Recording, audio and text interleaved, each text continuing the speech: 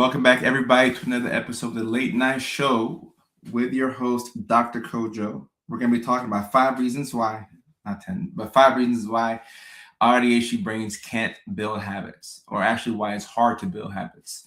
Let me text my assistant real quick, and let's go ahead and use the comment section to let me know where you are checking in from and what your name is if it doesn't already show.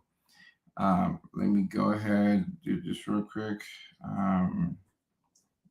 Okay, that's fine for the two. When you can do that, please again. You can do this sooner than later.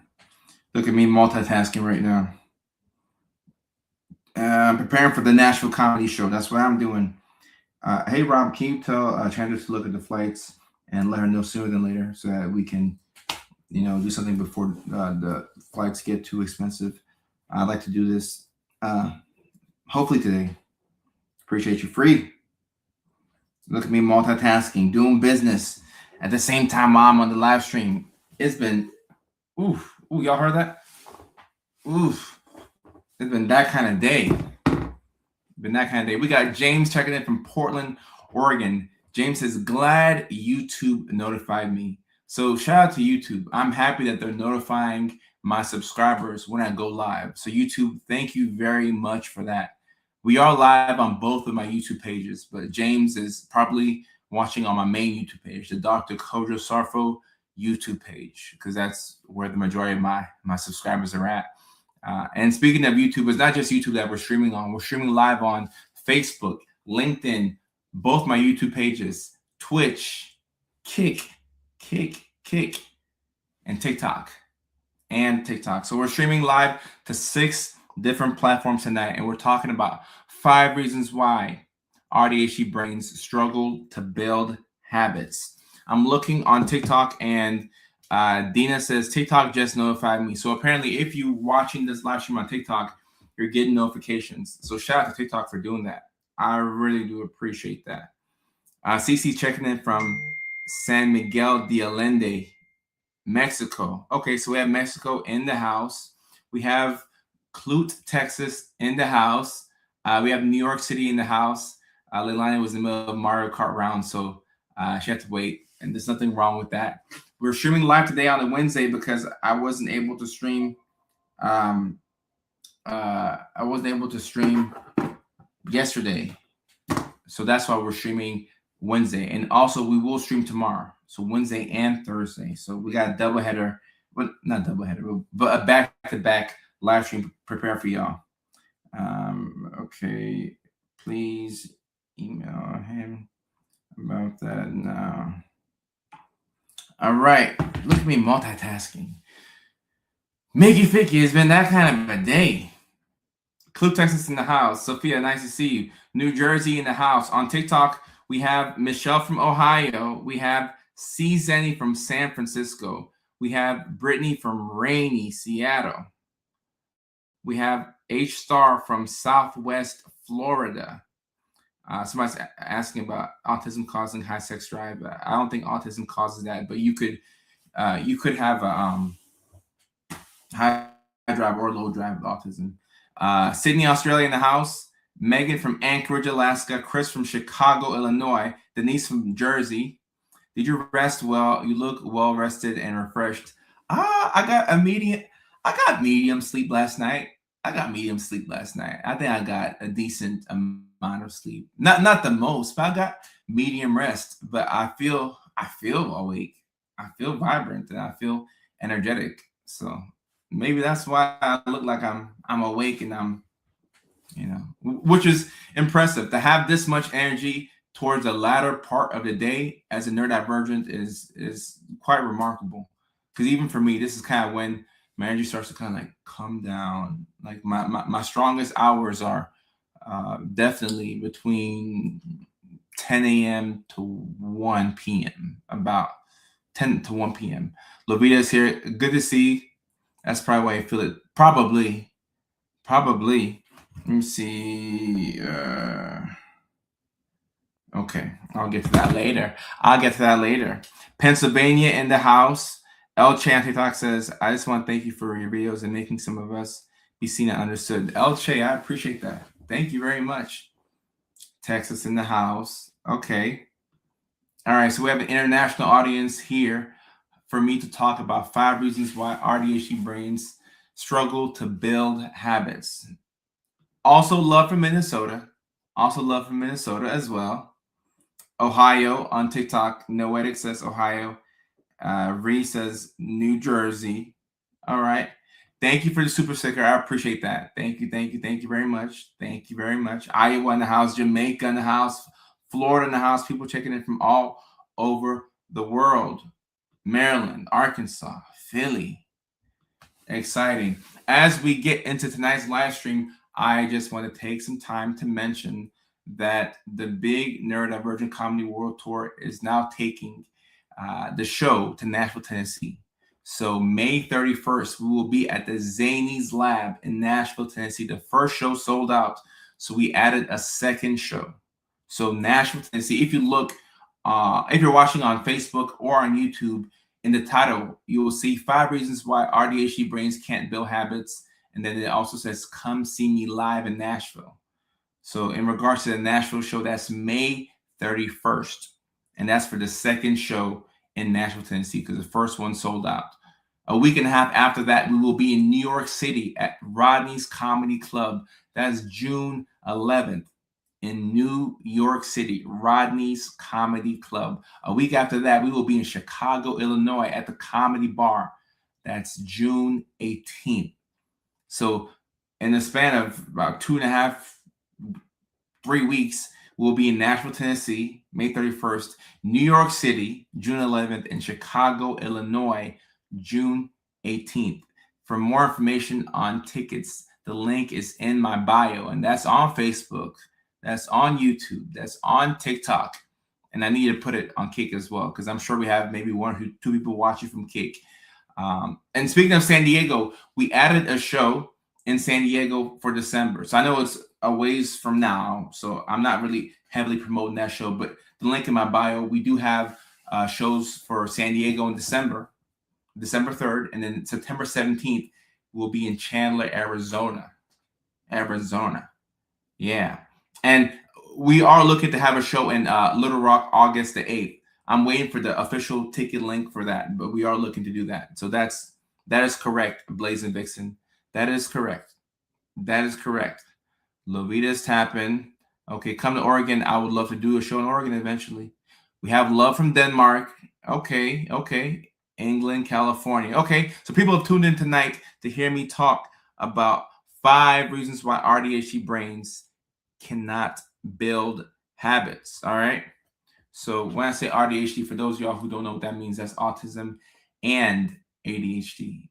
Those who are new to this community probably see that word and like, what is AuDHD? That doesn't make any sense. That's autism and ADHD. I think those of y'all in this community know what that means, but for those of y'all who are new, that's what it is. AuDHD. I live in San Diego. I will try to go to the show. I would love to see you there. That's December 3rd in San Diego. So that's a ways away, but this year is going by fast. Before you know it, we'll be in December and I will be in San Diego. It's going by fast. Darcy, I may see you at the show in Nashville on the 31st. I may see you then. Phantom is tuning in from Florida while doing late night chores. Okay, awesome. And as I get into the 5 reasons why AuDHD brains can't build habits, I just want to mention that these live streams, not just the one tonight, but these live streams are a great opportunity for you to get your work done. So body doubling is something that we can use as neurodivergents to get things done. It's hard for us to sometimes start on certain tasks. So if you have a couple of chores that you got to do, maybe you got to go pick up medications, maybe you got to do the dishes, get the trash out. I got to get the trash out because my trash day is tomorrow. But whatever you have to do, you can do it while you're on this live stream. Okay, so we can knock out 2 birds with 1 stone. We can listen and be entertained and educated while also getting a couple of things done around the house. All right, so just keep that in mind. All right, and Speaking of my list, here we go. 5 reasons why AuDHD brains can't build habits. Number one, you spend weeks researching the habit instead of starting it. And guys, this is what we call avoidance. And I've spoken about this before. This is one of the most frustrating things about being neurodivergent. This really sucks. This part really sucks. And James is listening to this at work. That's how you do it. As long as you don't get fired. James, I don't want you getting fired. So between you and I, I'm not gonna tell your employer that you're watching YouTube at work, right? We'll just keep this between us and the people on this live stream. All right. So number one reason, and these are not in any particular order, okay? But this is a really big problem as to why it's hard for you to build habits. In order to build a habit, you have to start the thing, right? If you want to complete something, you want to see a task all the way from initiation to completion, guess what? You actually have to start the thing. If you don't start it, there's a 0% chance that you will complete it. Okay, so we have to start. You have to start. However, we have this tendency to avoid things. Starting things is very difficult, and stopping things is very difficult. So if this is how you live your life, how are you getting things done? What are you doing? And this is something that I struggle with. And I have to, Sophia, it's really hard. It's really hard. I struggle with it. And I have to psych myself into getting things done. I'll sit here at this computer and I can stare at it for a good 25, 30 minutes and do nothing. It hurts. Like I'll sit here and I'll just stare at the computer. And then I'll look up Lakers highlights. And this is me with medications. This is me off of 25 milligrams of Adderall. I'm like, okay, what are the Lakers doing? Like, are they going to re-sign LeBron? Should we trade Austin Reeves? The whole time I have work that needs to be done. I got videos that I have to review and make sure that we can post our videos. I got to post videos for the community. The making of the videos is easy, but the editing of the videos, okay, make sure we have the revisions. All right, cool. All right. I tell John, we post this today, post this one tomorrow. Boom, boom, boom. Doing the actual work is hard because we want to avoid it. We try to avoid it, okay? And if you have a habit that you would like to start, okay, let's say that you want to get into gardening, all right? Instead of gardening and actually doing it and planting the plants and the things that you have to do to be a gardener, you research it, you watch tons of YouTube videos over and over and over, and you tell yourself that you're educating yourself so that way once you start, you know what to do. But guess what? The only way to know what to do is to start the thing and mess up and learn on the job. All true learning is done on the job. You cannot think your way into getting better at something. You have to do the thing. So sometimes we'll tell ourselves that we're not ready. Oh, I'm not ready. I need to do some research. I need to look into it more. You don't need any more research. You just have to do the thing. And you're procrastinating. And you're going to go to bed. And when you wake up tomorrow, that thing that you procrastinated on is still there. It's not going anywhere. It's not going anywhere. The work that you're avoiding will be the work that you're avoiding tomorrow. So if you want to start on a habit and you really want, like you tell yourself, I want this habit to really stick. But before I can start on it, I need to educate myself. No, you don't need more education. You just need the courage to start the thing. And a lot of this is based on fear. Avoidance and fear go hand in hand. We're afraid to start the thing. You just have to start the thing. CZenny on TikTok says, I go into a rabbit hole of researching. Right. And you confuse research with progress. That's a trap that you got to be very careful about. Confusing research with progress. You think that you're making progress because you're learning all this information, but you're really just entertaining yourself. You're just entertaining yourself. You're not actually going from point A to point B. Because the only way to do that is to start the thing. To start the thing. I like what Taylor's saying. Just do it. Just do it. Just do it. And Samantha brings up a good point. I have to use reward systems for myself to force myself to get things done. This is what I do. This is one of my secrets, my many secrets on how to deal with a neurodivergent brain. I need something to look forward to. So I'll say, okay, if I do this, I get to watch the game tonight. If I do this, I get to go out tonight. We'll go out after the gym. We'll go out. We'll eat.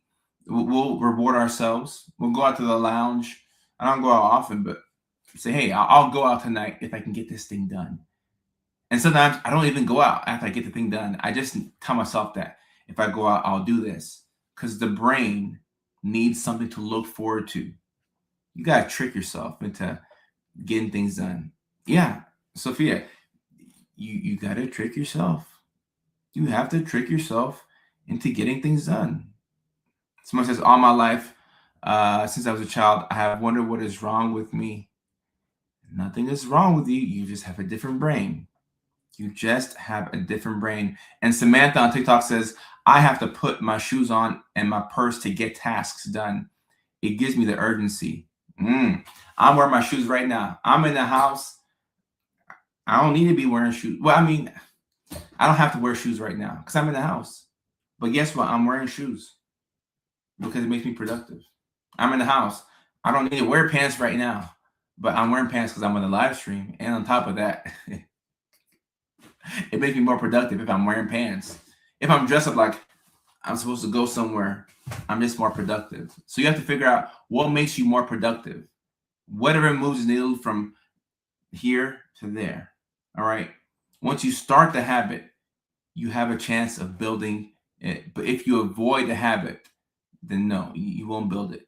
You have to start the thing, to continue with it. If we don't start it, then we cannot continue with something that we've not started. So you got to start the thing. You have to start the thing. Brandy says, I need to let myself go out if I don't get the thing done because I feel worse if I punish myself for not going out. That's one way to do it.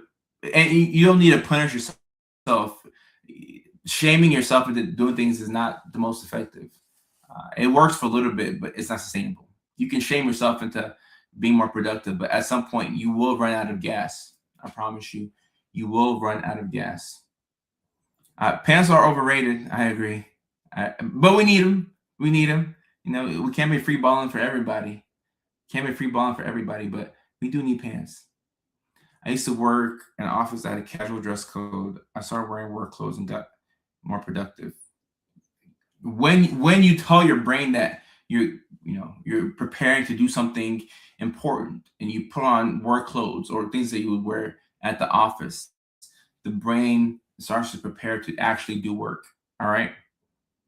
The brain prepares itself to actually do work. And someone says, I'm afraid to get hurt again, even if it's a hobby. And I think I made a video about this yesterday. So this video will come out within the next week or so, but it's okay to start a hobby and to stop it. Like once something no longer interests you, there's nothing wrong with dropping a hobby. Okay. I would rather you drop hobbies than to drop like people, like you wouldn't want to just drop somebody because you got bored of them. But a hobby, feel free to drop it. It's just a hobby. Once you're no longer interested in the thing, it's going to be difficult to continue it anyway. And Andrew says, I found out May the 4th. I am AuDHD. It's been amazing. Your content saved my life 4 weeks ago. Andrew, I appreciate that. I'm grateful that I get to be a part of your diagnosis journey. That's super cool for me. And Denise says, I have your live AirPlay TV 4K. How do I look? Do I look just as handsome on the 4K? I hope I do. I'm so vain. Probably think the song is about me. Just frantically doing chores naked like the TV show. Hey, if being naked is how you get your chores done, so be it. Go ahead, free ball it up to get your work done. Just make sure you close the window so that way you're not putting on a show for everybody. Close the windows, Alexa, it's nice to see you too on TikTok. Nice to see you. Nice to see you. I beat you to this song. It was in my head.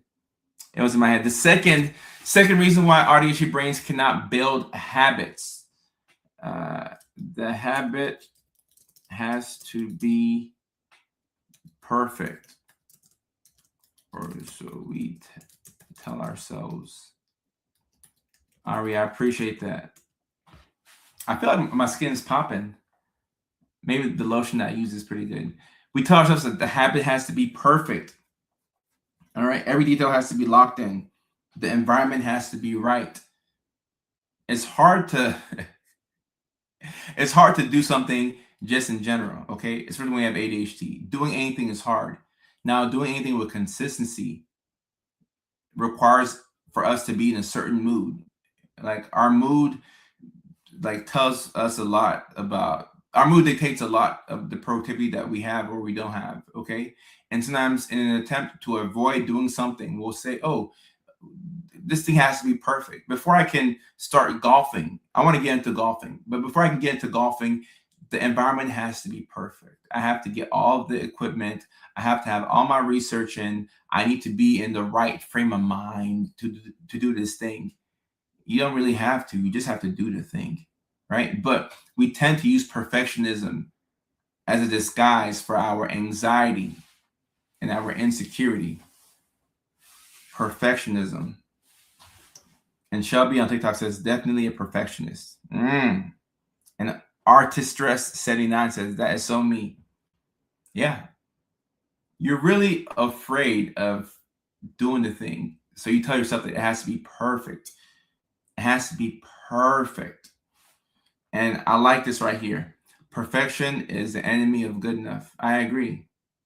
Perfect doesn't actually exist. It's just a word in the dictionary, but perfect doesn't exist. You cannot be perfect at something. In a world full of mistakes, you cannot be perfect at anything. But when you tell yourself that things have to be perfect in order for you to start, it fuels the avoidance fire within you. Okay? And we will come up with every I hate the fact that we do this. I hate that I understand this. We'll come up with every excuse we can think of. Anything but to do the thing that we need to do. Anything but doing the thing that we need to do. And it's quite frustrating. Quite frustrating. Nothing is perfect, yet it feels so close and far at the same time. Right. The illusion of perfection has slowed a lot of us down from doing things that we want to do. Thinking that you can make something perfect. And even if you could make something perfect, I mean, you can get pretty close to it. But however close you think you are to perfection, if you haven't started on a certain thing, you're not anywhere close to perfection. You have to work out the mistakes. The first iteration is rarely ever the right thing. So you got to get in there. You got to get your hands dirty. You have to start to do things. Do it, and then you get better over time. But nobody's perfect off the rip. Ooh, I like this right here. One of the things that's helped is sometimes tell myself, do it badly. I like that. I like that. Do it badly. Just do it. Do it badly. Do it sadly. Do it happily. Do it frustrated. However you have to do it, just do the thing. Just do the thing. And Rachel, not enough. Not enough. Not enough. I think it's good practice to talk to different versions of yourself and to be proud of what you've accomplished. Just do it scared. Do it scared. Do it badly. Do it happily. Just do it. Just do it. Just do the thing. Do it imperfectly. I like that. If I want to start at 7:30 and it's 7:31, it gets pushed to the top of the hour. Ugh. I can relate to that, unfortunately. I can relate to that. You're always looking for a reason to push it back. You're like, I'll just do it tomorrow. I'll just do it tomorrow. Tomorrow I'll do it. Tomorrow I will do it. Take chances, make mistakes, get messy, Miss Frizzle. I'm not sure who that is, but I like that quote. Miss Frizzle. All right. Number 3. You do the habit every day for weeks, miss one day, and it feels like it's completely over. Let me make sure I typed it correctly. There we go. Every day. What's wrong with my spelling today? For 2 weeks. There you go. Magic School Bus. Ooh, I remember that show. The Magic School Bus. All right. Number 3, you do the habit every day for 2 weeks, miss one day, and it feels like it's completely over. All right. So sometimes when we do make momentum on a certain habit, a task, something that we want to do, when we miss a single day or maybe 2 days, or maybe you miss a weekend of doing this one thing, you feel like it's completely over. If you miss a day, it could take you weeks, months, sometimes even years to return back to this habit that you thought you were very passionate about. It's frustrating. You say you wanted to play guitar. You bought the guitar, you bought the amp, you bought everything. You play guitar for 3 months, then you missed one day, and now you haven't played guitar in 2 years. So now that you want to play guitar again, you have to start all over. But then whenever you miss a day, you feel like you've messed up. You're ashamed, you're embarrassed to go back, and you feel like your streak is over.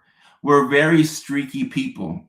And this is primarily the ADHD part, some autism as well, but primarily the ADHD. We tend to be very streaky people, very streaky. And I find that it's best to use your streakiness to your advantage. If you have this tendency to be streaky, how can we put together a couple of days of a good habit? And I mean, at some point, yeah, inevitably it will end. But how can we put together a couple of days of good habits? Maybe we brush our teeth for 6 days in a row, then we miss a couple of days. Okay, let's get back on it. But we tend to be streaky people. 1 2 weeks running to catch up. Yeah, we're streaky people. Rachel says, or like once I introduce a new habit and one falls off. That's definitely another thing, because we have brains that are designed for depth. Our brains are really designed for constant switching of tasks. So if you have autism, ADHD, your brain is designed for depth. It's really designed to focus on one thing and to go very deep with that one thing and to be passionately interested in that thing to where you become obsessed with it. And obsession, is going to beat talent every single time. So if you're obsessed about one particular thing, you can do that with excellence.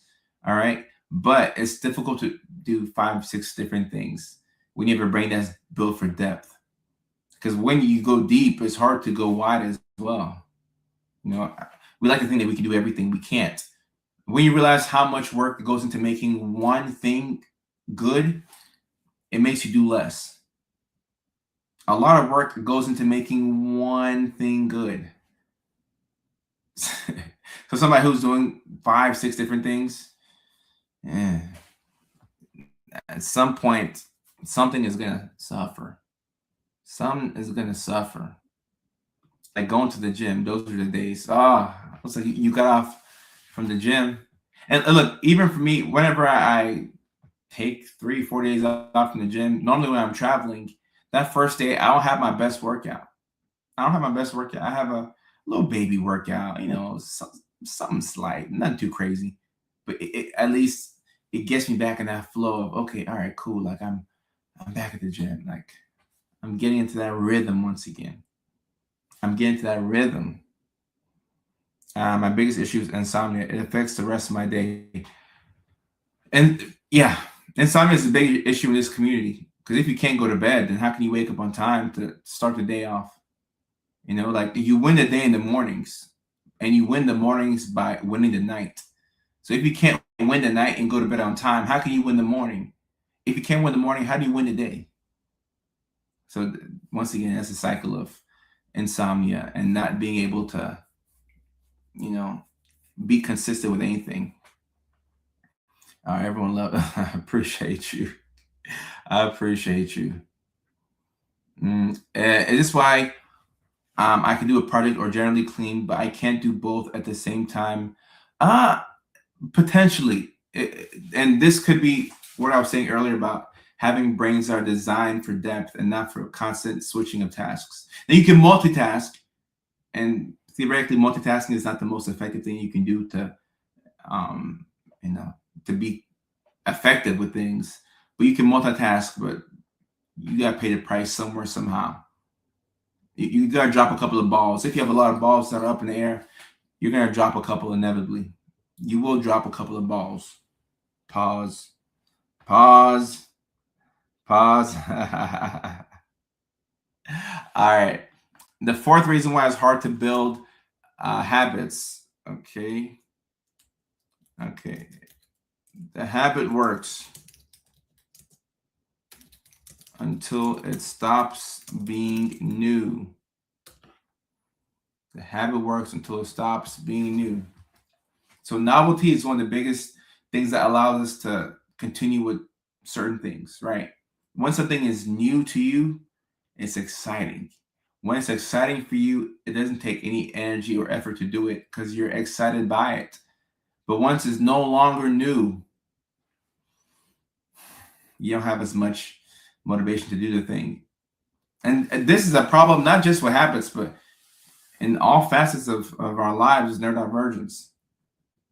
When you meet somebody and, let's say you're talking to somebody, a brand new person, your crush, right? Your crush actually likes you back. So it's mutual obsession. Y'all are enthralled with each other. Everything is great, right?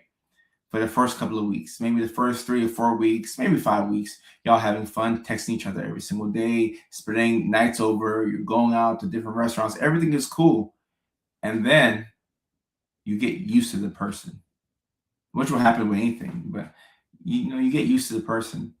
And then it looks like you stopped caring for the person. It looks like you were love bombing them. And look, maybe you could be narcissistic, maybe you were love bombing, but the interest just went away. The person is no longer new.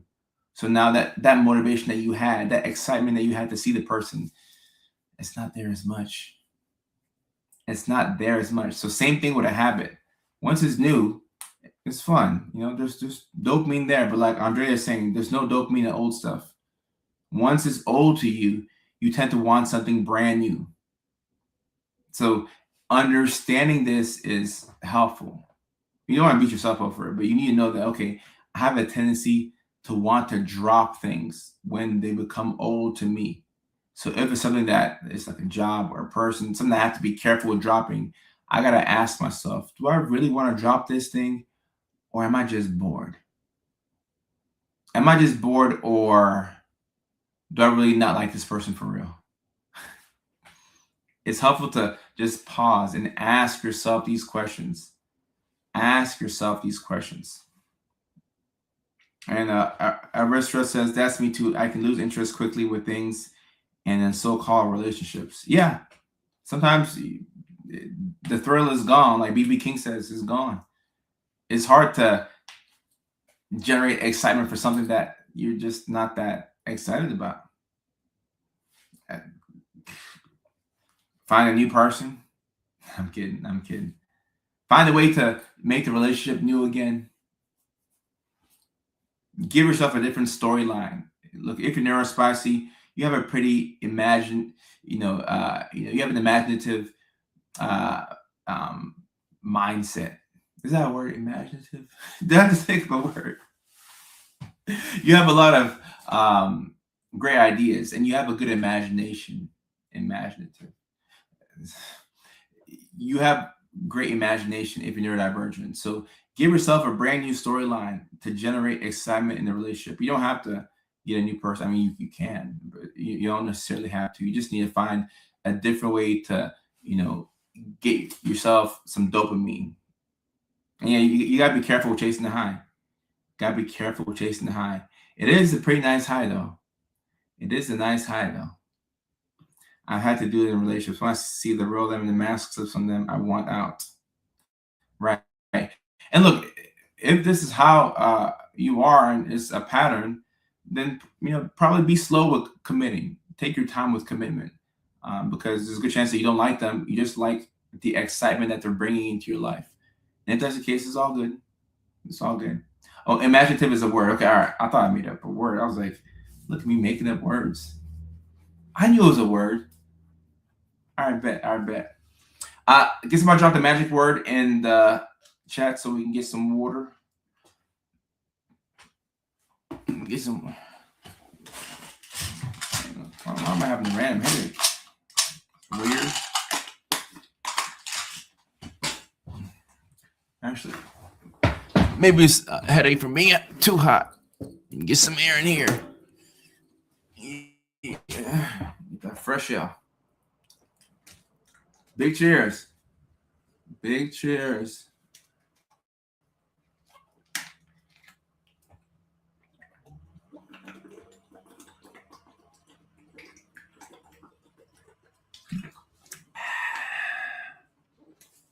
I'm a little dehydrated today.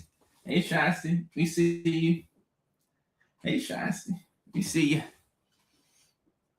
I wish I'd known this 20 years ago before I got hurt bad several times.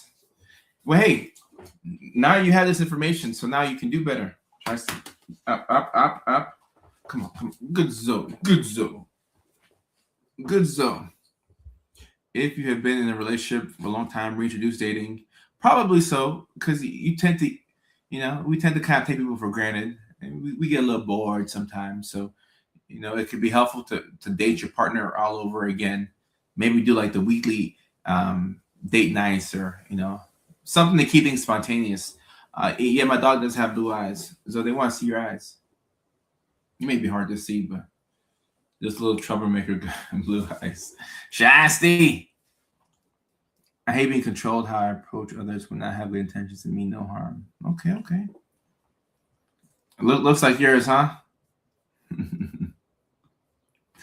Let me see. Okay, so now the fifth habit. Okay. So. You want to get down, don't you? That's fine. Get down. Get down. You good? I ain't gonna judge you. All right. The habit only works when everything else is working. Everything else is also working. So this goes into routine, which is how we get things done. Routine. I appreciate that. Thank you so much. Someone says, were you on the dating show? I don't know. To my knowledge, I was not on any dating show. So I don't know. Maybe it's another black guy on TikTok. Somebody's asking that question. After my last relationship, my dream partner has their own place and I have my own place. This sounds really good. I think that this sounds good to me. But then again, I'm crazy too. But this sounds great to me. They have their own place. Sounds amazing. All right, the fifth reason why AuDHD brains can't build habits. The habit only works when everything else is also working. When everything else is also working. All right, so when you're getting good sleep, when you're getting good exercise, when you're in a good flow, when you're not too depressed, like when everything is right. Not to say that things are perfect, but when things are going right in your life, it's easier to keep habits up. But when that depressive funk hits, oof, now it's tough to keep up the habit. When the mania hits, now you may do the habit, but now you're doing 12 other things. So the habit that you were once, singularly focused on, you can't give it the attention that it used to have.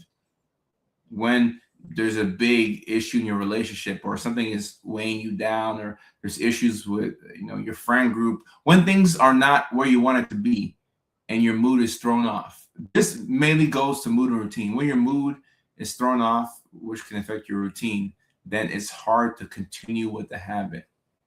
All right, the habit only works when everything else is also working. Right? And I think you can do your best to make life be ideal to where you're getting to sleep and you're brushing your teeth, you're showering, you're hanging out with your friends, everything is good with your relationship, but life is not always perfect. So when life gets to lifing, will you have the ability to keep up certain habits that you thought you wanted to continue for a long time. And even if you can't keep it up, it's important to not beat yourself up over it. And sometimes you can do something for a little bit, you stop it for 2 weeks, you get back to it. And if that's the case, don't even acknowledge the fact that you stopped it for 2 weeks. Hey, it is what it is. We did the best that we could. Shoot, it is what it is. It is what it is. It is what it is. And like Samantha's saying, yeah, when one thing is wrong, everything is wrong. And this is why our environments matter so much. Our environments really matter. Like whenever you're stuck and you can't get anything done, it's helpful to change your state. I'm not saying to go from Oregon to Washington, but to change your state. You may want to go to the library. You may want to get out of the house. You may want to leave the library and go to the coffee shop. But you have to adjust your environment. We are very sensitive to our environments, more than the average person. And it's important to know that. And Royal says, finally officially diagnosed in my 50s is like a light switch was turned on. Congrats on the diagnosis, Royal. This looks like my aunt's dog. One blue eye and one brown. Oh, okay, wow. These new breed of Australian Shepherds are becoming interesting. And number 4, Sandy, was the habit works until it stops being new. So pretty much the dopamine running out. The dopamine running out. And mania is not a thing with ADHD. More so what it is hyperfixation, right? ADHD hyperfixation can look like, manic behavior. At the same time, you can also have ADHD and bipolar disorder. So it's important to distinguish between the two, or the fact that you could have both, right?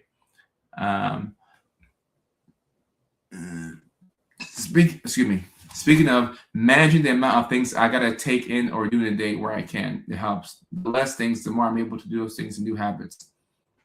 This is also important right here. We don't have the capacity that we think we have. And I make this mistake all the time. Where I think I have the ability to do more things in a day than I actually do.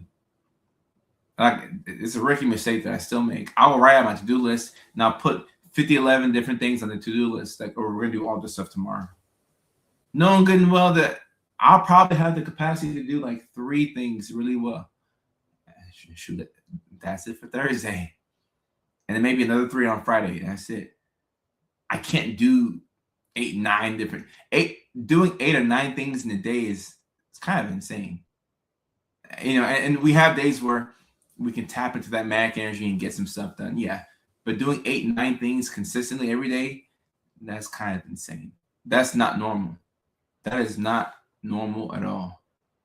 3 is good. 3 is good. Anytime you get into the multiples, that's good. Oh, you did 2 things today? That's good. 3 is good. 2 is good. Even 1 is good. Even 1 is good. If you can get you a small one every single day, take it. Take it. If you can do 2, 3, 4, awesome. But don't try and get 8 and 9 different things done in a day. Now, if you're playing the catch-up game, sure, you have to. But generally speaking.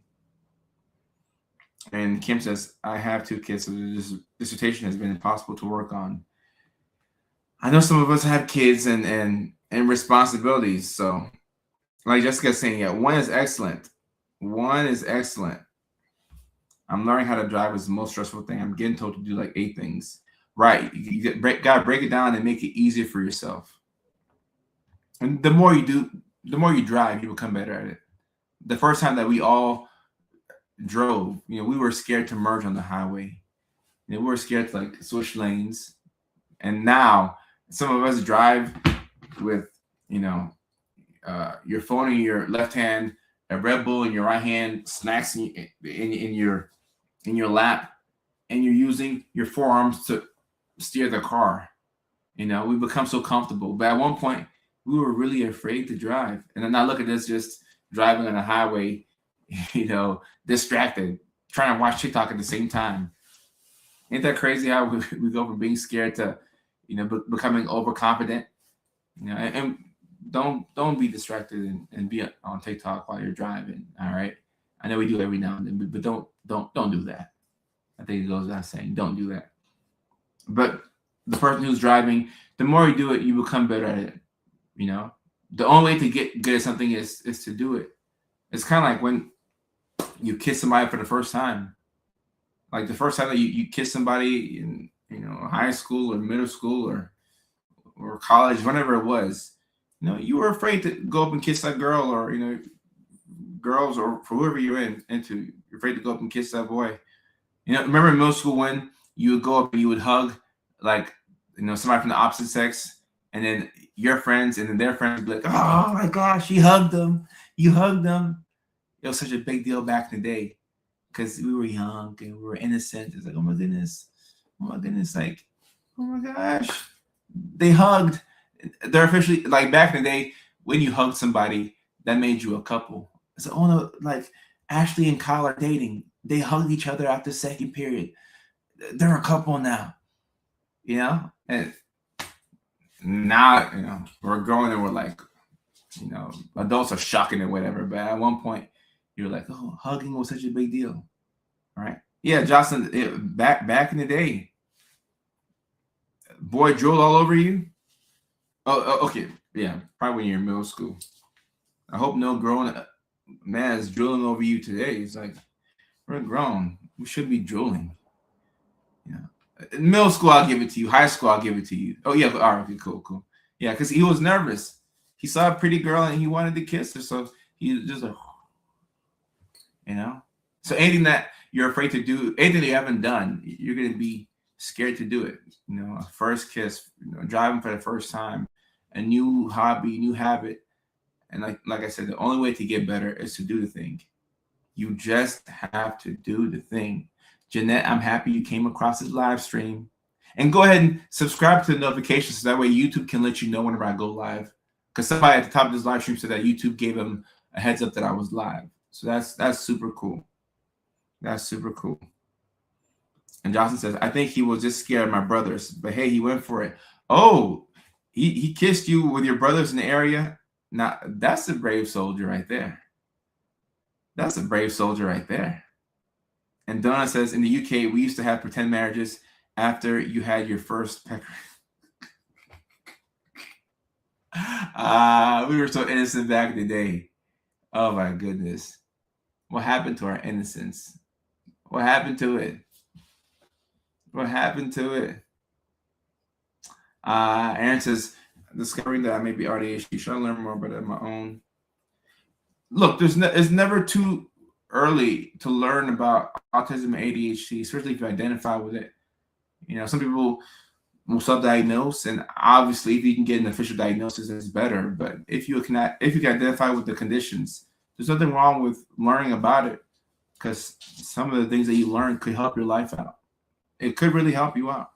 So nothing wrong with learning preemptively. Being vulnerable is beautiful. It can be. It can be. It definitely can be. I have to be fabulous and do everything, or I get stuck and can't be productive at all. Right. Sometimes, once again, as I was talking about earlier in the live stream, we have two modes where it's like, all right, I'm either on or I'm off. And there's no area for nuance, which is a tough way to live. So we have to give ourselves some space to, have that gray area. And if you're choosing between on or off, it's best to actually be off more. Because when you're on, you're thinking about what you should be doing, what you could be doing, what you're not doing. If you're going to be in your head, just stop wanting to get a certain task done and give yourself that mental relief. Give yourself that mental relief. Aaron, no problem. I appreciate you. No problem. Right. Be off. Be off. And Ellie says, my 3 girls went to primary school in the UK. That's what y'all call it. Y'all call it primary school. I think we call it, I think the equivalent is elementary or middle school. I don't think primary is high school. How do you learn to live in the gray area? Well, practice. Good things do come. You got to practice. You have to practice living in the gray area. And it's helpful to know that it's probably not your default. Like at your default, you want to either go all the way in on something or be all the way off, right? So it's okay for there to be some nuance, right? So if you have a day where you wake up and on your to-do list, you have to do 3 different things, but you woke up and you're like, all right, today is one of those days where I ain't got the energy. Like I'm tired. Like I just ain't got it within me today. That's okay. That's fine. That's fine. We're going to do it tomorrow. You have to give yourself the room to not be perfect. Letting go of perfectionism will solve this right here. That overwhelming desire to be perfect. Yeah, if you can let go of that, good things will come. You'll be fine. If you can learn to let go of the perfectionism, yeah, you'll be good. Yeah, you'll be good. But you have to learn to let go of it, which is hard. But you have to learn to let go of it. In other words, start making mistakes. Like right now, start making mistakes. Start making mistakes right now. Tomorrow, allow yourself to make mistakes. And when you make mistakes and you learn that you're still alive, nothing happened, you're like, okay, I'm good. And it's saying that a lot of people won't understand. People who have, those normal brains, they probably are able to understand the nuance without having to make mistakes. So that's why this community is very important, because we get it. And elementary, middle, high, elementary school. Okay, primary school is elementary. And Ellie says, I'm finding it difficult knowing when and how to unmask. 47 years old and exhausted. Unmasking. Oh, and by the way, we are in the Q&A section of the live stream. Unmasking. So I'm never a fan of people unmasking for the first time at work. Not a good place to unmask. I'm not a fan of people unmasking, even in relationships. Like if you started off with a mask, that's kind of how they know you. It's kind of hard to be yourself when you've been somebody else. So start unmasking by telling the truth in small doses. So when you go to Chipotle and they put beans on your, on your plate and you don't want it, say, hey, like I didn't want that. Like, can you adjust my order? Start speaking up for yourself in small, different ways. And whenever you're at home, especially when you're by yourself or with family, that you can make a concerted effort to be yourself.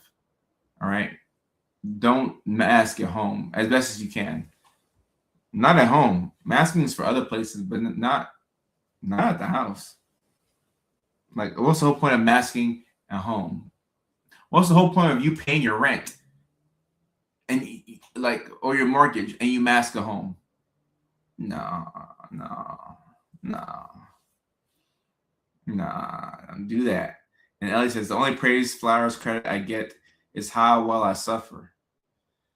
Yeah, well, when you unmask, you won't be suffering as much in the same context. So you got to get used to not getting those compliments. And when you live by the compliments, you'll die by people's praise. So you have to detach yourself from what people say, it's a journey. So there's nothing wrong with being 47 and learning how to do life all over again. Like that's what I've learned from people who get diagnosed later in life. Like you have to learn how to do life all over again. Like that's what I had to do. And I'm still on that journey. Learning how to do life all over again, from learning how to brush my teeth to learning how to take a shower to learning that I got to floss my teeth before I brush my teeth to learning how to get the chores done, to learning how to be better at picking up on social cues. You kind of have to start life all over again at 47, 37, 27, 52, 42, 32, 45, which can be very frustrating. So you got to give yourself some time. My 4 children cut me off. Oh, heck no.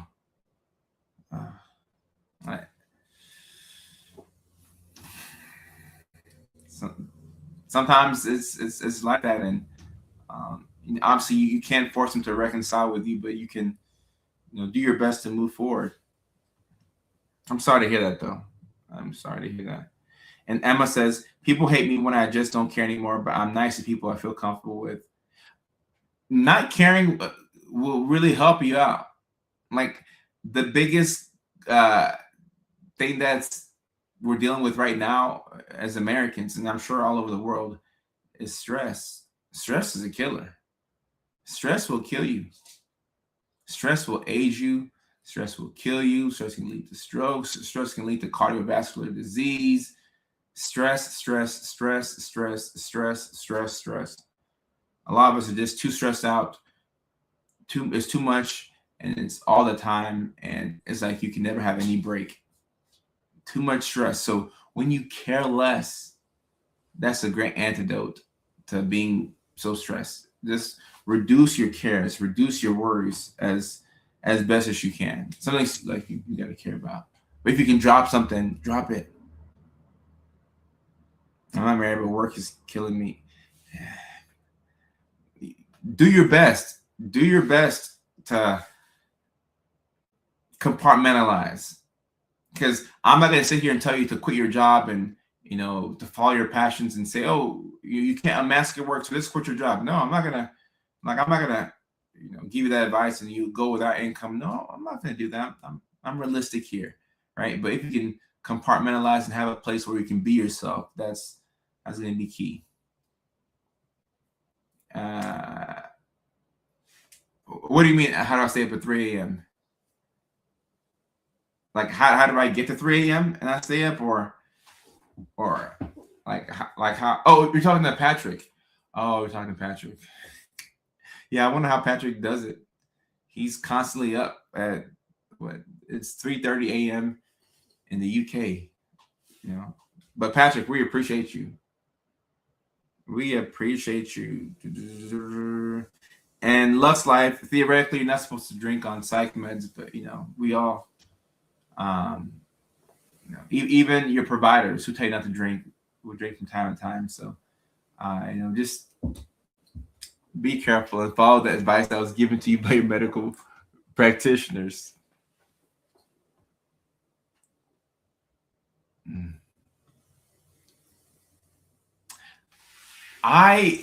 This is my default actually. Like, it's actually pretty easy for me to stay up until 3 or even 5. If I didn't have to have like like I have to be up in the morning. I got responsibilities and emails, and so I live a day shift lifestyle now. But when I was working night shift, it was natural to me. Like, it was very easy to stay up. Very easy for me. Kyle says, I've masked for so long that I'm able to have healthy social interactions, but I'm so good at masking. My psychiatrist can't see my autism or how socially difficult I am. No, Kyle, this is one of the biggest reasons why people don't get diagnosed in time, because you become so good at being somebody else that it's hard to get that diagnosis. And this is why a lot of women, when they hit that stage where they're dealing with perimenopause, they naturally unmask because they reach a breaking point. So, Kyle, a lot of people who are like you or in your shoes will reach a breaking point where they can no longer mask. And at that point, you cannot hide your autism. Look, you can only hide the autism for so long. It's going to come out. Whether it's tomorrow, next week, next year, 2 years from now, you can only hide the autism for so long. You can only hide it for so long. It will come out. It's within you trying to come out. It'll come out eventually. And Ellie says, he's not lying. It does come out. Yeah, it comes out. Jessica says, age 44, diagnosis is coming. Megan says, I'm in those shoes too. And Emma says, Lord, I feel like I'm going through it and I'm 30. It's a good time to learn yourself, 30. The older I get, the sadder. Hey, it's all good. It's all good. Lorita, take care. And look, nothing wrong with getting sleep after you have a night of poor sleep. When I have one night of poor sleep, it shuts down everything. Shuts down everything. I'm part of the group I cannot mask anymore. There's a lot of people here who cannot mask anymore, apparently. I'm cleaning at 2 a.m. Let me see. Leah, good to see you. I've been good. Amy says, if it wasn't for me going through menopause, I would have never even believed or realized I'm neurodivergent. A lot of people have this same experience. I'm looking on TikTok. Someone says, diagnosed at 44 after spending most of my day in an office with special ed teachers. Oh, wow. That's how Mariah found out on TikTok. Spent most of the day in the office with special ed teachers.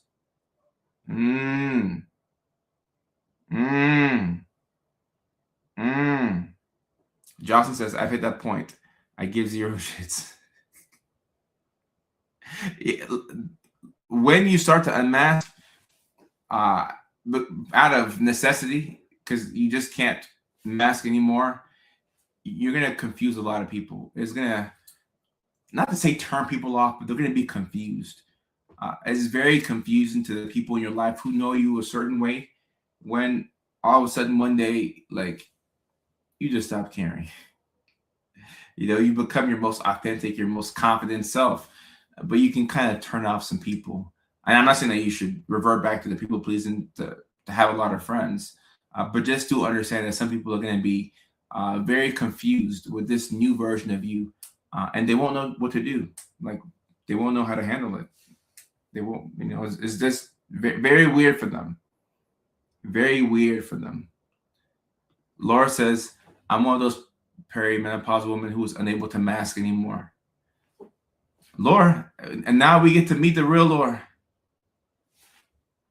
We get to meet the real Laura.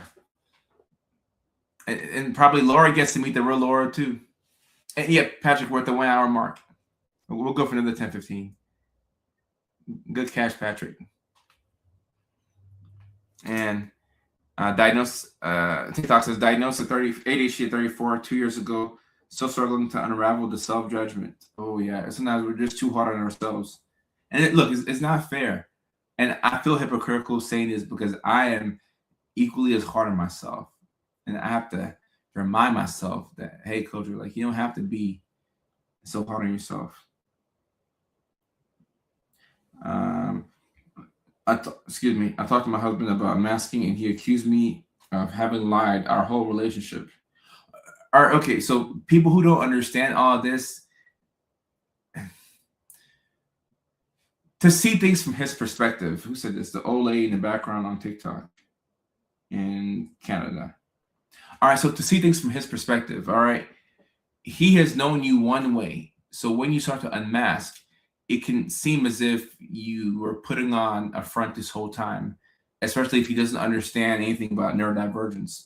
So this is where you have to educate him. This is where you send him one of my videos, or somebody else who is able to illustrate this and let him know what's going on, that you've been unmasking, or that you've been masking this whole time, that you have undiagnosed autism, ADHD, so on and so forth. But it is weird to the people in our lives. It's very weird to the people in our lives. They don't know what to do with this. They don't know what to do with this. Laura says, I thought I was dying. My body fought me so hard, 43, not 46, but I'm finally coming out of it physically, mentally. And guys, I know we've spoken about sleep ad nauseum on here, but look, especially if you're unmasking, you have to, like, you're learning how to do life all over again at 43, at 46, at 56. So you have to go right back to the basics. Like, think about when you were a kid and your parents were, potty training you. You have to learn to tell your parents, oh, I have to go use the restroom. Like, I can't just pee in a diaper. I got to go to the bathroom, and I got to, put my pants down and sit on the toilet, or I got to stand up as a boy, and I got to, pee. Like, you're learning basic tasks all over again. So, of course, your capacity is not going to be what it used to be. You have to relearn how to do life all over again. All over again. And Leah diagnosed ADHD at 5. AuDHD became apparent thanks to marrying a neurotypical once upon a nightmare. Once upon a time. Relationships bring out a lot of truth. They bring out a lot of truth. KG says, didn't know I was gonna cry tonight. Thanks. Hey, look, I didn't know how deep we were gonna get on a Wednesday night. You know, like ain't no telling how deep we get. Sometimes, you know, we go surface level. Sometimes we go deep. But you know, like you're not the only one who's going through this. And like I said, I'm on this journey with y'all. I'm right there with y'all. Like I'm learning how to like do life all over again. Like I floss every night. I brush my teeth every night because I wasn't doing it for quite some time. I had to stop smoking because it was drying up my gums. And they told me that I had I still have advanced periodontal disease, which just means that your teeth are gonna fall out if you don't take care of your teeth. So I'm like, oh snap, I'm gonna lose my teeth, and I'm in my 30s. So now I'm flossing, now I'm brushing my teeth. Now, like, back to the basics. I have a sign in the kitchen that says, "Hey, brush your teeth." Like I'm learning how to do life all over again. Like I'm a small boy. So I'm right there with y'all. I'm right there with y'all. Like it's a whole journey, and you know this will be a story that you'll tell somebody else who you know will be on their unmasking journey at 33, at 43, at 53, at 63. Yeah, if you're not learning, you're not living. If you're not learning, you're not living. You're not living. And let me see. Oh, also on TikTok, please do not spam the live stream so that I can see the comments. Please and thank you. Please and thank you. Me KG, yeah. Well, look, we're all learning. Like we're doing the best that we can. Scallywing says, I kept dropping things when I first started medication. Jessica says, I need to smoke, but quit. Need to. Hey, like we get there in due time. We get there in due time. Jessica says, go deep. When you say go deep, what you talking about? What you mean with that? I must have thank God I clicked on this. No, I'm happy you clicked on this one. I'm happy you clicked on this one. Late diagnosis 20 November for autism and ADHD in December. I feel like I suffered because of ADHD more than autism because of academic struggles. I'm happy you got the diagnosis now, and now that you know, you can hopefully take better care of yourself. You know, and then like don't be so hard on yourself. You know, do your best to be kind to yourself. Masking can be unintentional, like we don't realize anymore when we are or aren't masking. Yeah, for the women who are going through perimenopause, or for people who go through a traumatic enough event where they just cannot mask anymore,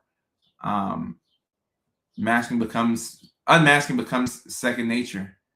Like you don't care anymore. Like you just don't care anymore, and in a way, it's kind of liberating. You know, you're not overly concerned about what people are thinking about you. Like you live life to please yourself. It's a beautiful thing. I think it's a beautiful thing. This guy, I'm weak. I forgot like the whole go deep reference. I forgot why I said that or what we're talking about. I'm sure it was one of those tangents that I go on. Laura, you're not alone. You're not alone. You're not alone. Patrick is saying, I hate brushing my teeth. Needs reminders to do it. Needs reminders to do it. Ooh, eating soup with a fork because you have access to a spoon. Ooh.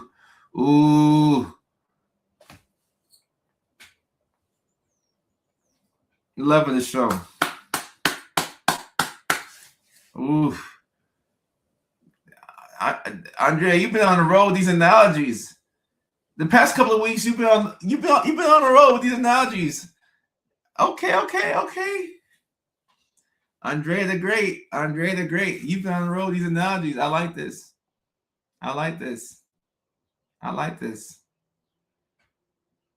You wouldn't say that if you see my leg hair. No, let me see your leg hair. Ain't nothing wrong with a little bit of leg hair. It's all good. I'm assuming you're a woman who's embarrassed about your leg hair. Ain't nothing wrong with a little bit of leg hair. Ain't nothing wrong. Ain't nothing wrong. Ain't nothing wrong with a little bit of leg hair. JM Pisces, I appreciate you. And Emma says, I think that was me. Went through a lot of trauma and didn't care for 2 years. The trauma will do it. Are there life coaches that have experience for this? I'm sure there's coaches that definitely help with this, for sure, because this is a big thing. This is a big thing. And Ritual Vibes, we actually do these live streams every Tuesday and Thursday at 9 o'clock Eastern time. So I missed yesterday's live stream, so I just pushed it. I pushed yesterday to today, and Thursdays is just the normal one we have every Thursday. It's beautiful to unmask. We're very scary. Oh, facts. Those are both true. And Aaron says, I went to the dentist yesterday, told him it had been a struggle, hadn't brushed my teeth much. I know. Look, it's going to a dentist after you haven't been in a long time. It's kind of like getting tested for STDs. You're like, man, Lord, like, I hope I don't have nothing. Please, please. I don't want nothing. Please, please. Like, God, I hope I don't have any STDs. Please, please, please. It's so scary to make that appointment because you're like, what's going to happen? Are my teeth going to fall out? Like, what's the dentist going to say? Like, do I have cavities? Do I have to do another deep cleaning? Which is all more expensive than the regular cleaning and more painful, all because you didn't brush your teeth. And I know that, from personal experience. I know that. I know that. Unfortunately, I know that. Yes, there's a direct link between childhood trauma and neurodivergence. Yeah, there's a greater likelihood of CPTSD, complex post-traumatic stress disorder. I had 3 burnout moments in my life. Ooh. Respect. Not sure, but hurts like hell. I was wondering where my bubble butt went. What happened to your bubble butt? Ellie, what do you mean by that? That's funny. No, I have a cavity. Hope my boca. Oh, cavities too, which can be painful. Fillings, root canals. I mean, the dentist. My goodness. A favorite philosopher. I don't think I have one specifically, but I'm influenced by a lot of the readings that I've done. I love history, so I like to read about people like Walt Disney, Napoleon, Steve Jobs. I just try and take lessons from people in the past and see what can be applied to my life. Christine, we're really live. We are really live. We're going to the dentist tomorrow to get fitted for dentures. So embarrassing. The shame and the guilt that we have is part of what is holding us back. And yeah, it can be embarrassing, but we can't do anything about the past. Like, the past is the past. We have to do the best to pick up the pieces and prepare for the future. But you did the best that you could with the information that you had. Just know that you did the best that you could with the info that you had. And just trying to get mentally prepared for all the steps for taking the shower is exhausting. Oh no, it is. It is. You ever took a shower? You ever got in the shower and like you're halfway through and you realize that there's no towel in sight and you have to make a run for it? You have to run halfway across the house, free balling. I'm free balling. I'm naked. I'm dripping. There's water everywhere. You might slip. You're looking for a towel. You ever did that? And you're like, okay, I hope nobody's home. Like, I hope none of the windows are open. Like, I don't want to give nobody a free show. There's a lot of preparation that goes into taking a shower. It's a lot of preparation. A lot of preparation. Amy, we're talking about unmasking. Unmasking. I was trying to file my taxes for 2 years. The IRS, like they are public enemy number one when you have ADHD. You know, like having to file our taxes sucks. Right. You're streaking across the house because you don't have a towel. Like, we're gonna keep it real here today. Are we gonna lie or are we gonna tell the truth? We've all been there where you have to streak across the house because you didn't have a towel.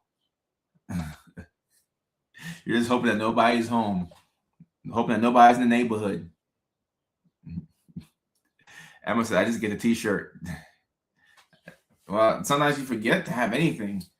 So I got a free ball across the house, you know, and then, like your free ball, you're looking around to see if anybody can see you. You're like, okay. Ain't nothing. Why do we do that?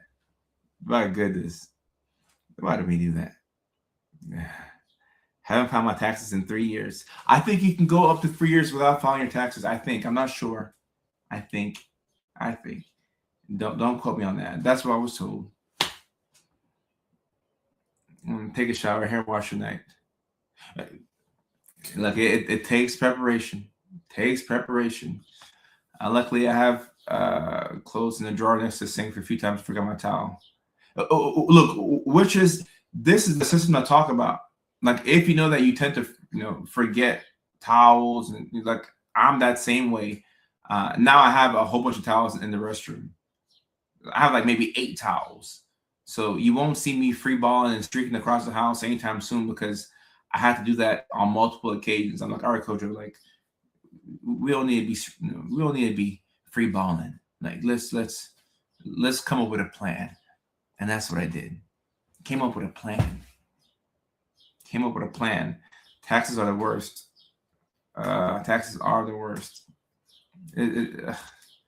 I hate them too. I really hate them too. Let me see.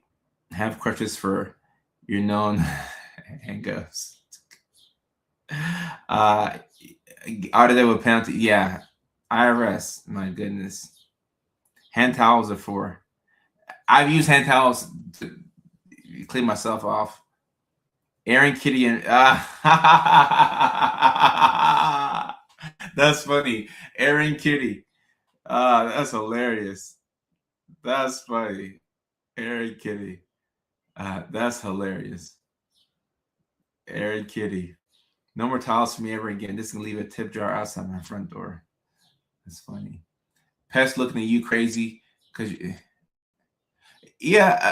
my dog knows to close her eyes when I'm, running around the house, naked. She knows. This is my journey. I appreciate you. Thank you so much. And I saw something I want to address right here. Something I have wanted to do since I was a kid, stand-up comedy. Have no idea where to start or how to do it. All right, so I can speak on this as somebody who does stand-up comedy. Speaking of stand-up, I'm live in Nashville May 31st at Zany's. So link in the bio for tickets. The first show sold out, but we still have tickets for the second show. And to answer your question, if you want to do stand-up comedy, you need to look up open mics in your city. So open mics are this thing where you go to, you pay $5 for 5 minutes of stage time, and you can go and say jokes and see people laugh. And after you have a couple of jokes that people are laughing at, then you can go do an actual show.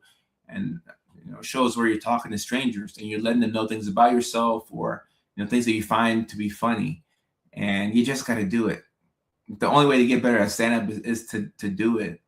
The whole point and purpose of me going on tour and going all across America is to see what jokes work, to make jokes, to have people laughing, to make jokes that people don't understand. Like you just get better by doing it. And it's time consuming. It is, but it's a big goal, for me to put out a comedy special, which I will do. So start with open mics and tell your story, or things that you find to be funny, and see people laugh, and then eventually you look to see if you can book a local show. And I hope you do this. I really hope you do this. I really hope you do. And Brandon, I appreciate you. Thank you very much. I hope you do this.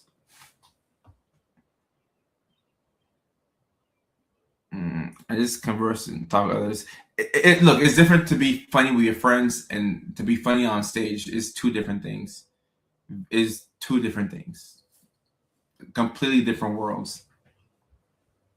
Aaron, you did miss the show Nashville. The show Nashville was May 31st, so you did not miss it. And Mystic Soul Society. I cannot wait to see you and meet you in Nashville as well. I cannot wait. Kim, I'll see you in Nashville. I cannot wait. And Jessica's in Chicago. Or she's saying Chicago, so it could be in Chicago. We'll be in Chicago 2 weeks after Nashville. Milwaukee must be next. I would love to get Milwaukee on the list. I would love to get Anchorage, Alaska on the list as well. I've flown through Anchorage a couple of times, but I've never been like actually in Anchorage. So I would love to check out that town. I never heard you tell a joke. Well, come out to a show then. Yeah, I still do practice in psychiatry. I still do. Psychiatry in the daytime, nightclub comic in the nighttime.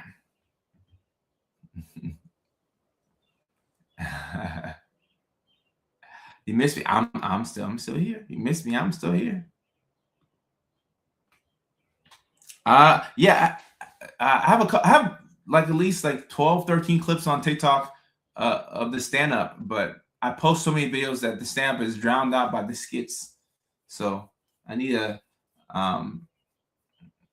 that's another thing I've been avoiding, going through my clips and posting some more stand up. So you will see more stand up leading up to the show in Nashville. And then obviously some more stand up after Nashville as well. Come to Florida. We're not that crazy. I would love to come to Florida. I'd love to add Florida to the list. And I also repost some old clips on TikTok again, so that way we could put the stand up back at the top of the list. Oh, Aaron, nope. Nashville's May 31st. I haven't come there yet. And Megan, I was in last year. I was in Juneau a lot. I spent a lot of time in Juneau, Alaska. I did like 3 shows in Juneau, like 2 smaller shows and 1 big show at the Alaskan Hotel and Bar in Juneau, Alaska. So I love Juneau. I love Juneau. I've never been to Fairbanks. I would love to come eventually. I have a lot of supporters in Fairbanks. Now I feel like there's a lot of neurodivergence in Fairbanks. That's just my intuition. Something tells me that there's a lot of my people in Fairbanks, Alaska. That's what I feel internally. So I would love to come there. Love to come there. Ellie, I'd love to come to Florida. I annoy people. This is an ADHD trait. Feel like I need to think more before I act on my life. You could just be annoying. I'm kidding. I mean, as somebody who has ADHD myself, I do feel like I have been a burden to people, and I'm sure I've been annoying to a lot of people in my life and in relationships. And like I don't try to be annoying. If there's something I'm doing that I can, pull the reins back on to make life easier for others, I will. But I'm sure people are annoyed by me. That's fine. That's fine. That's cool. It's cool. No, this is my first show in New York City. My first show in New York City, June 11th. My first show in New York City. Yes, I was doing my monthly shows in LA, but with me being on the road, it may be like every other month in LA. So I'll let y'all know the next time we have one in LA for the hometown crowd.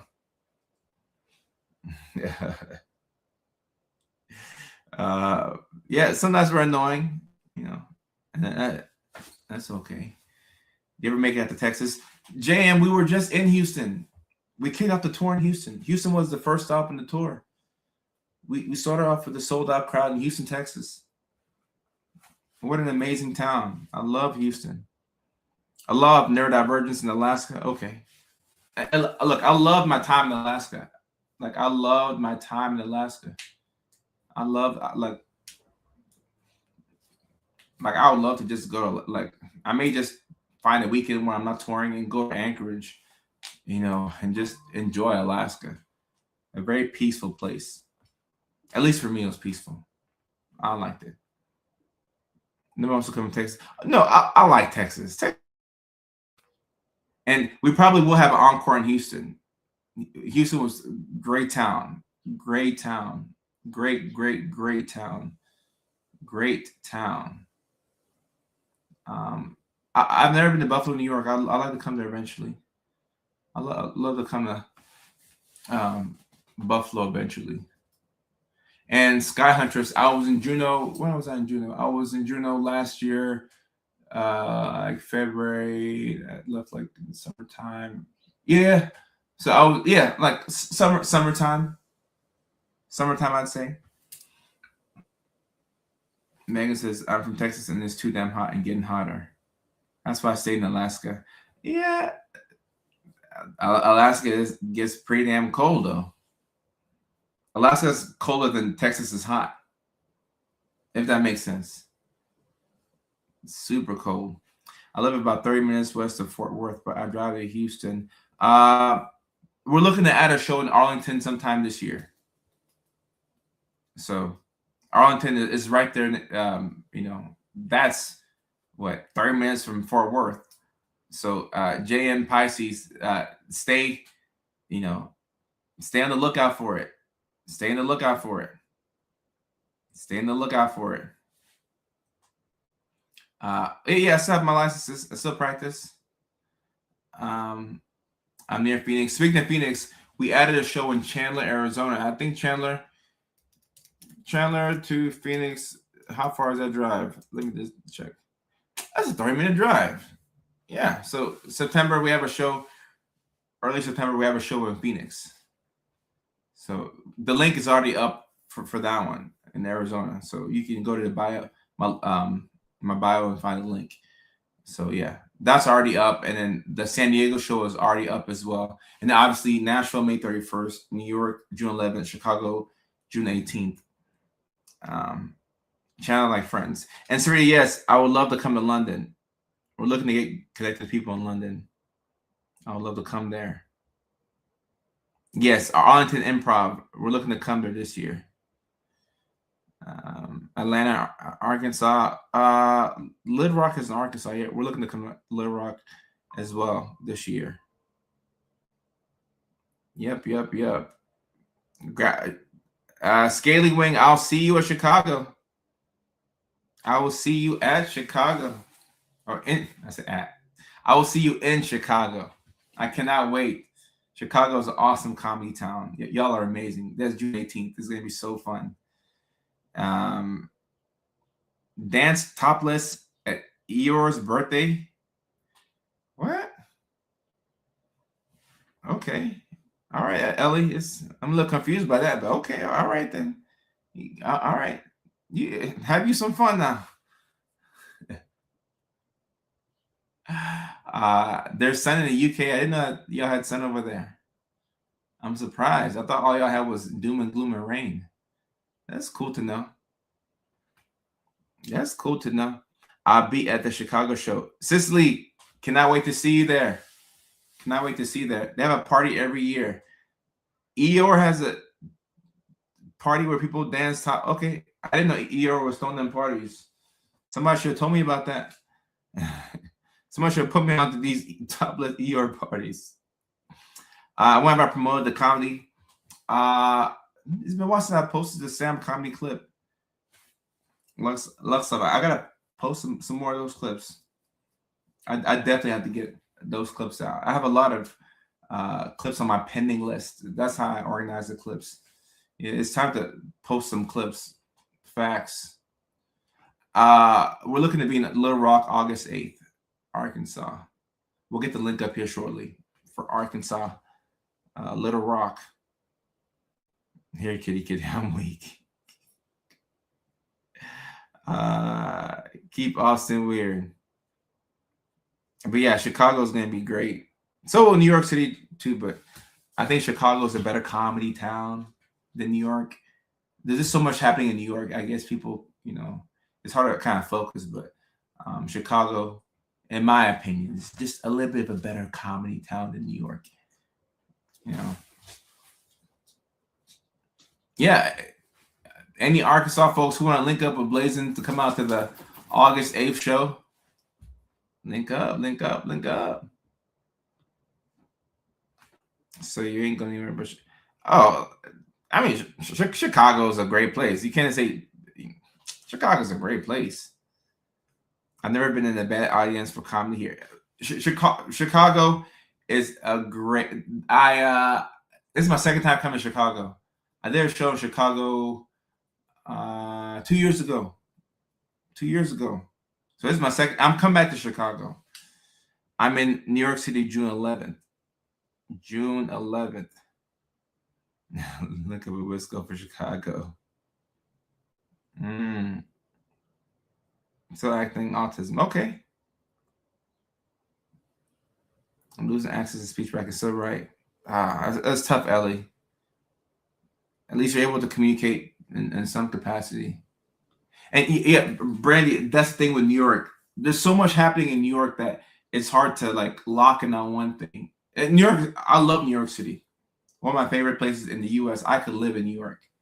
So this is no shade to New York. I love New York City. I really do.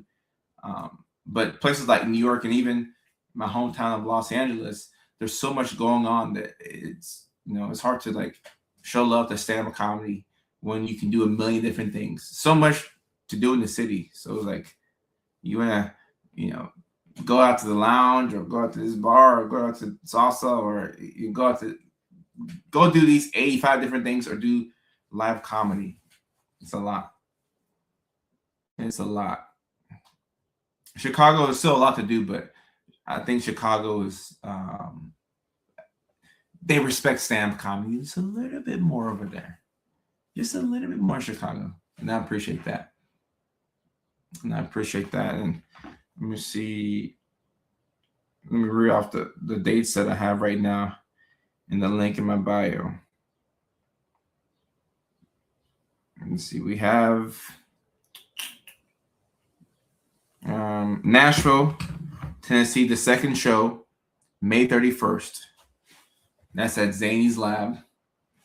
Then we have New York City, June 11th, at Rodney's Comedy Club. Then we have Chicago, Illinois, June 18th. It's a Thursday. Then we have September 17th, Chandler, Arizona, which is the greater Phoenix area. Then December 3rd, on a Thursday, we have San Diego, California.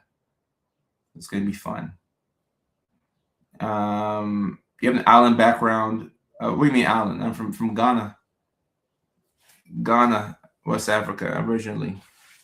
Sarita says, how do you resist the urge to pursue 1,589 hobbies and focus on comedy? It's hard. It's hard. And that's been one of the toughest things about locking in on one thing. Because I have a lot of natural hobbies. Like I think about doing a sports podcast. I do want to get into golfing, not just Top Golf. I want to get into golfing. I want to get into pick up basketball again. I mean, I have many different hobbies that I could do, but I've been able to focus on comedy because I've wanted to do comedy longer than I've wanted to do all those other things. Comedy has been like since I was a kid. I've always wanted to do comedy. I've always loved jokes. I've always loved stand-up. So I'm forcing myself to pay more attention to it and construct my team more around stand-up. And like I still do play basketball and it's been a while since I played basketball, but I still do pursue my other hobbies. Hang out with friends and like whenever I have the time to do some of these things, like I'll do them. But I just have to prioritize the comedy. Just have to prioritize it. So love Top Golf in Chicago. I love Top Golf as well. I feel like I've done Top Golf in like most major cities. Well, first and foremost, thank you for the super chat. And now let me read the comment. Just want to be clear, the only response to super chat are crowns. I got my daughter to check the channel. No, I don't respond to only super chats. Now, if somebody drops a super chat, I will bump that up on the priority list because the super chat costs money. So I will bump up super chat and definitely read that. And also the super chats go into a different category on StreamYard, so I can see the super chat because they're in their own category. But when I'm answering questions, I do my best to go back and forth between TikTok and um, uh, YouTube and Facebook as well. But I definitely do appreciate the super chat. And I'm sorry that I didn't get to your daughter's question. My family's from Puerto Rico, New York. Puerto Ricans. Oh, I know about y'all. I know about y'all, the Puerto Ricans. My youngest son's biological father is from Ghana too. Oh, okay. All right then. The purpose of life is to find your purpose. No pun intended. Yeah, Lil I appreciate that. Sometimes people don't, you know. And look, today's live stream, I would say that the comments today have been like relatively slow. Most days is way faster, and it's that much harder to even catch the comments. How prevalent does neurodivergence seem in the comedy scene? Oh, it's everywhere. Like I would probably say at least 80% of comedians are neurodivergent. At least the ones I know, 80%, at least 80%. Because look, if you're normal, you're not doing comedy's not a normal career. Like it's not where a lot of normal people hang out. You know, there's something that like you've had an interesting experience, not necessarily traumatic, but you are a divergent thinker. Like you think outside of the box. You forge your own path. And in school, you're not really taught to do that. Like growing up in school, whenever I would daydream in class, they kind of shut that down, and they would do your best to, get you to focus and not daydream and not like think outside of the box. They wanted you to just fit the mold, as they do with everybody else. But when you're a divergent thinker, no, you will find a way to express yourself. And whether that's comedy, whether that's art, whether that's writing, music, like you just have to express yourself. And Leilani, yeah, multitasking, it can be hard now. It can be hard. Do I like John Mulaney? I do like John Mulaney. I got to work with him a couple of years ago on his Everybody's in LA Netflix special. So John Mulaney's live Netflix special from right, it was 2 or 3 years ago. Either way, it's on Netflix. I'm in the second episode, so I met him before. Super cool guy. I'm not that familiar with his stand up, but I've worked with him. If you don't joke, you got issues. That's funny. Where's your girl? She left me. She left me. I don't have a girl. She left me. She left me. Oh yeah, Emma. We're juggling a couple of balls at once. I'm very grateful and blessed for my career working with autistic children. I used to work with autistic kids as well. I love them. Where your girl go? She left me. I don't know where she went. She left me. She left me. If you see her, tell her to come back home. Tell her that daddy misses her. She left me. No, poor me.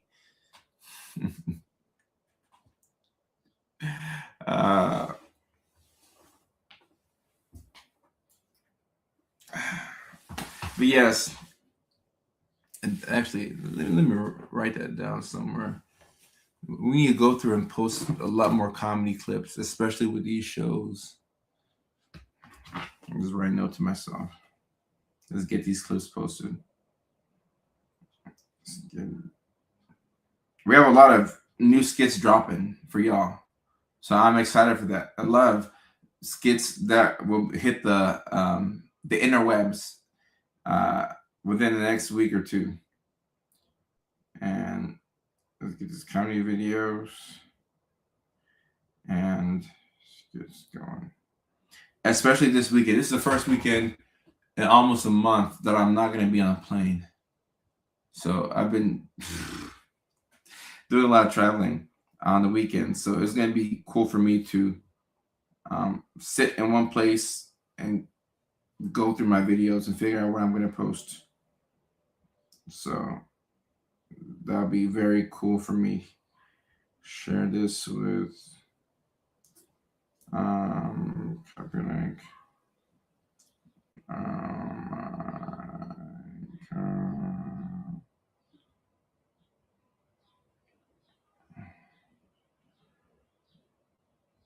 There we go.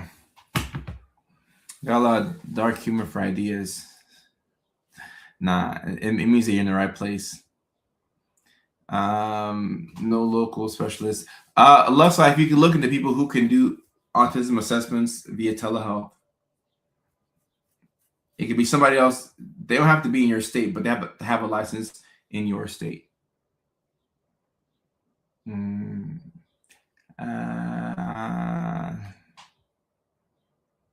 Yeah. But yes, as one thing that I'm going to be hammering on, a point that I'm going to be, perseverating on, as I talk about my comedy career, is also, you all pursuing your purpose. Because as neurodivergents, we have a lot of abilities and a lot of talents, and there are things that we can do that we would do it if we weren't concerned about other people's opinions. And I think that's something that we should all look into. Whether it's comedy, whether it's acting, whether it's writing, like different ways to express yourself.